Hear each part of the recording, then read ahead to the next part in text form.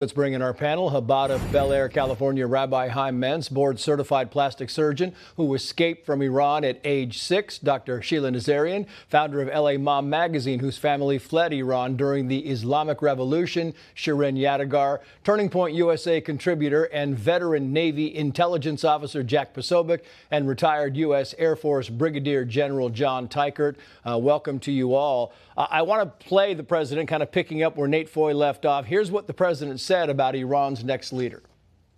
It's a country with great potential. There's much better future for Iran. It's now beginning. It's going to be, I think, a great future. And the United States will ensure that whoever leads the country next, Iran will not threaten America or its neighbors, Israel, anybody. And then Axios writes the following, put this up on the screen, quoting here, exclusive, Trump says he must be involved in picking Iran's next leader. Sheila Nazarian, to you, because we talk a lot about it's the Iranian people. This is their fight. They should be involved. What do you think about the president saying that he wants to be part of the process? Well, I think it's a yes and, right? Let the Iranian people have a voice and a pick, but also they can't pick somebody that is going to continue to threaten, not that they would. But I think President Trump has a right to say, you know what, I want to make sure I approve of this person after all of our efforts and all of our, we had losses here too, financially and, actual soldiers' lives. He needs to make sure that the person that's leading Iran is going to be friendly to the West, friendly to Israel, and really want to broker peace and economic flourishment of Iran in the Middle East. Do you think the people in Iran, 𝐼RENE YADEGAR, are going to see this as an affront or see this as just kind of welcoming in and shepherding in a new regime, a new leadership? Based on the conversations I've been having with Iranians online and also in the diaspora, everybody wants President Trump to help in any way that he can. So they are welcoming him to come in and say, yes, we will help you. We will make sure, because they know they don't want more of the same. They don't want Khamenei's son to come in and have more of the same. We didn't come in here to do this so they can rebuild their ballistic missiles, so they can build another nuclear bomb. We came in not just to help the Iranian people, but to make sure that the U.S. is secure and safe. So yes, they are welcoming President Trump to help with this new phase in Iran. It's an indication to a lot of people, Rabbi, that maybe they want this religious aspect out of the leadership in Iran, and they want to go back to a better system. What do you think about that? 100%.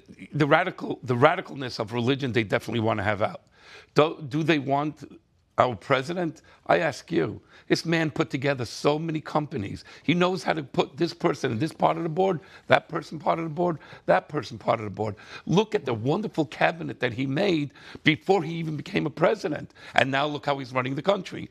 The people of Iran would love to know that this has the stamp of approval of good people. For the last few nights, we've been only asking one question. Who can run the country? We have somebody that wants to put the plan together. Meantime, you had the War Secretary Pete Hegseth saying this about Iran that he thinks is a miscalculation. Listen to him. Iran is hoping that we cannot sustain this, which is a really bad miscalculation. We remember and honor our fallen, those 6 that we will soon welcome at Dover, who gave everything for their country in this mission. We remember them.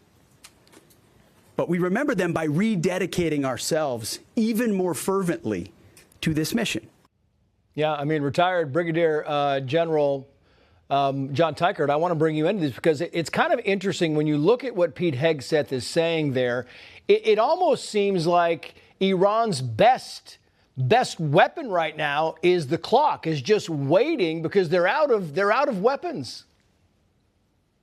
Trace, it would be a horrible miscalculation for them to assume that they can wait us out, that the several-week buildup was so that we were properly postured offensively and defensively to achieve our objectives at the right level of risk in a way that we could sustain operations, and we will not be waited out. What about you, Jack Posobiec, on this? Kind of the same feeling here? Do you believe that, I mean, this is a mistake? What else, what other option do they have? Do they just give up? They just surrender? Is that the other option? Well, Trace, the other option that I would see from Iran is to ratchet up, like I said here the other night, to ratchet up these attacks on coalition partners and U.S. allies in the region, go after those Gulf nations, try to widen this war, and then, of course, potentially shut down the Strait of Hormuz. That is their ultimate trump card. But at the same time, that might be a miscalculation because the more people you attack, the more people you potentially draw into the fight. Yeah, I want to play this because the Iranian foreign minister is now kind of going Baghdad Bobish on us. And it's not, maybe it's not that, but it's getting very close, calling the U.S.-Israeli attack a failure. Listen to him. Your supreme leader was killed. Your top military leaders were killed. Your military installations have been bombed. How can you call that a failure? Well, then what they have achieved? What was their goal? They came here for a regime change, perhaps. They came here for a rapid victory so they can, control everything. But they have failed. The system is working. The commanders have been replaced, and the supreme leader is going to be replaced soon, according to the procedures set by the Constitution. So everything is in order. Everything is in order. I mean, Sheila, this is kind of one of those things where you're like, everything is in order. Have you looked at your country?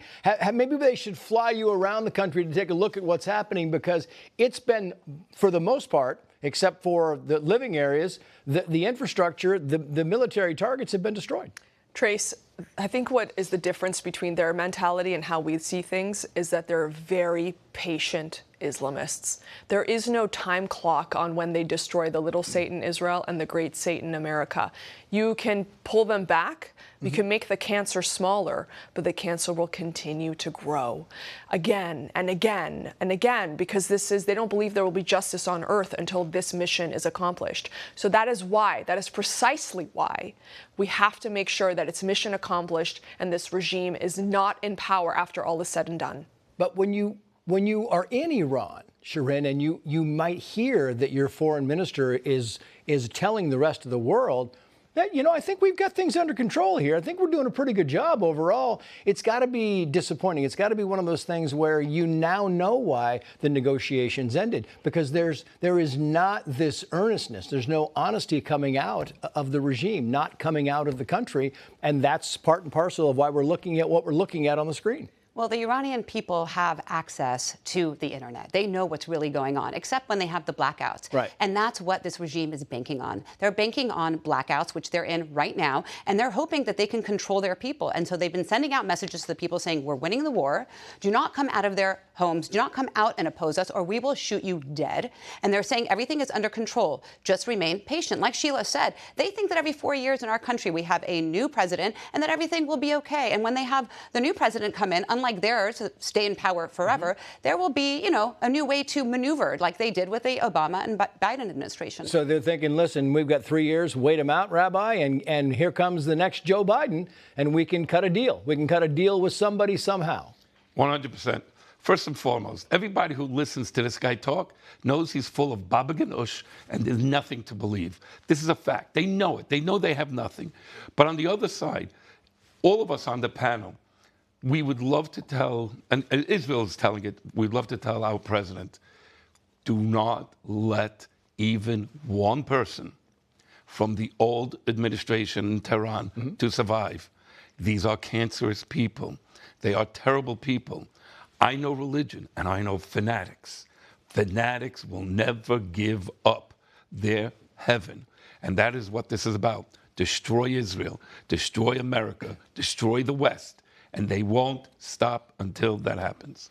The CENTCOM commander, Admiral Brad Cooper, was saying this, and he was speaking kind of directly to the Iranian people. Listen to this.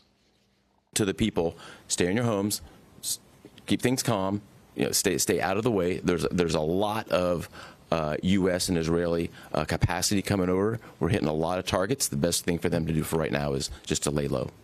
I mean, General 𝐶𝐽, when you look at it and you hear what he's saying, I mean, there seem to be some different messages coming out. We're being told on the one hand, maybe the people need to step forward. They need to rise up. So is it lay low, or is it rise up, or do we wait for maybe the Kurdish troops to come in before they rise up? What do you think is going on here strategically?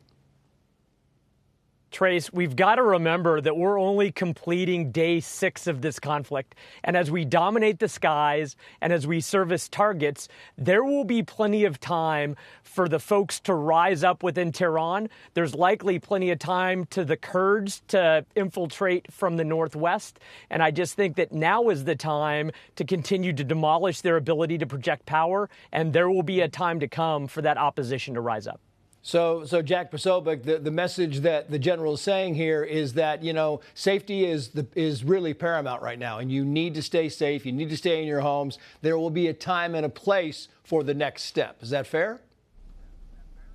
Well, that certainly is, and the Admiral is absolutely correct about that because he's conducting these strike operations. He knows what the targets are. The Iranians have a sense, but the people don't necessarily know. But also, President Trump is using that strategic ambiguity to see if there's someone who wants to step up and make a deal. The Wall Street Journal put out earlier, it's the decapitate and delegate strategy. That was the Venezuela model, and President Trump is the deal maker in chief.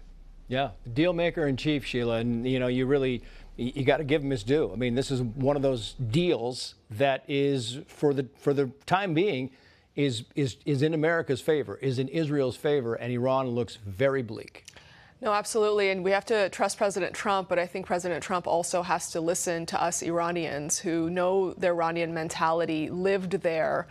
And this is I think to me, it feels very different than Venezuela. You can have a figurehead there, that's the vice president, and she's sort of just sitting there listening to whatever Trump says and following along. She's not a religious fanatic, right? So trying to replicate the Venezuela model into the Iranian government, I think, is a huge mistake. Whoever he chooses, it's not a horrible cancer, but it's a moderate cancer. We don't want cancer. Get rid of the cancer. So I think that it has to be somebody completely different that is not within this regime right now. So she's saying there's no real way, or it's going to be very difficult to find a 𝐬𝐮𝐬𝐫𝐞 Rodriguez type in Iran. Absolutely. Look, the IRGC did not exist before 1979. They were put in to make sure to protect the Ayatollah and all of his cronies. They need to go. You cannot bring in more of the same. So there needs to be someone. And the only viable contender here is the exiled prince, 𝐟𝐨 Shah Pahlavi. He wants to come in, set up a transitional government. He is going to be good to the people. He doesn't want to reign over the people. He just wants to help them get their country back. And I'm telling you, the military and the police, they want to help the people. They are not a part of the IRGC. And President Trump is giving them every opportunity right now just to rise up with the people and get their country back. But I've been asking this for a couple of nights. In fact, for almost a week now, Rabbi, I said, 𝐟𝐨 Pahlavi, okay, if he comes back in, does he have the security system to be able to withstand at least the first few days until he gets some support around him? It's key in this kind of case. And does he have the people's support in Iran? The moment our president goes and says, let's do it together, let him be the figurehead, let the president be the decision maker and who should go in to each department, the people of Iran will love it. I just have one question. When all these billions of tons are falling on Iran, where's the genocide? Yep. Nothing's happening to the people. No one's trying to kill people. The whole world told Israel, you are genocidals. I just wanted to bring it up. It's never being spoken on the news, but it has to be brought up. Yeah. Where's the genocide? What do you think about the strategy, General Teichert? I know you have talked about the Kurds. You have kind of given instruction. You think that might be the next step. Is the next step, in your opinion, to have the Kurds come down from the north? Trace, I think this is a Syrian-like model where you have an opposition force in an area of sanctuary. They consolidate, are well-armed, and then they start to radiate towards the capital city with the advantage, in this case, of air power to support them. And whether the nucleus around which we see regime change or a catalyst for other oppositions to rise up, I think that they are a key element in this. And I know firsthand that they are ruthless, skillful fighters, and I look forward to them being boots on the ground for our cause. I mean, final thoughts from you, 𝐃𝐨𝐽. Do you think that it is some combination of the people in Iran kind of picking their new leader or at least being involved in this? Or do you think this is a revolution, for lack of a better term, and they go in, they take over? It's the real question, isn't it? If President Trump wants to come in and cut that deal early on, that's obviously his strategy and his decision to make. But if the Kurds come down, the people rise up, you could see this definitely turn into a Syrian civil war type situation. Yeah. One of those open-ended could end up being a lot longer. Yeah, very smart stuff all the way around. 𝐃𝐨𝐽, General Teichert, Rabbi Sheila Nazarian, thank you all.